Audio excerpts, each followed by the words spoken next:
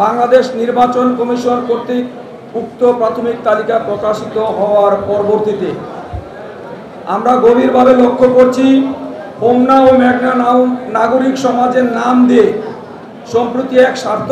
স্বার্থান্বেষী মহল হোমনা ও মেঘনা এলাকা বহির্ভূত কতক লোকজনকে নিয়ে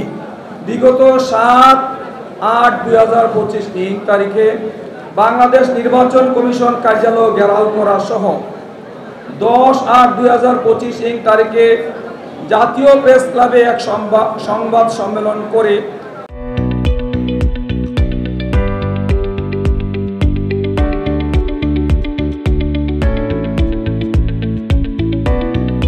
স্বাধীন নির্বাচন কমিশন ওয়ার সীমানা নির্ধারণ টেকনিক্যাল কমিটিকে অবজ্ঞা, হুমকি ধমকি এবং নির্বাচনী সীমানা নির্ধারণ সংক্রান্ত আইনের অপব্যাখ্যা প্রদানে মিথ্যা গুজব সৃষ্টির মাধ্যমে স্থানীয় ও এলাকার জনগণের মধ্যে বিভ্রান্তির অপচেষ্টা করিয়া আসিতেছেন। জনগণের বর্তমান দাবি, দাউদকান্দি, মেঘনা, হোমনা, তিতাস উপজেলার সাধারণ জনগণ, রাজনৈতিক ও সামাজিক নেতৃবৃন্দের পক্ষ থেকে আমরা দাবি জানাচ্ছি যে প্রাথমিক তালিকা অনুযায়ী দাউদকান্দি, মেঘনা উপজেলা, হোমনা, তিতাস উপজেলার সমন্বয়ে যথাক্রমে প্রস্তাবিত জাতীয় সংসদীয় আসন 249 কুমিল্লা 1 এবং জাতীয় সংসদীয় আসন 250 কুমিল্লা 2 এর সীমানা চূড়ান্ত ঘোষণা করিয়া গেজেট প্রকাশ করা হোক। কোনো স্বার্থান্বেষী, ষড়যন্ত্রকারী বা রাজনৈতিক চাপের কারণে এই যুক্তিসঙ্গত, আইনসম্মত,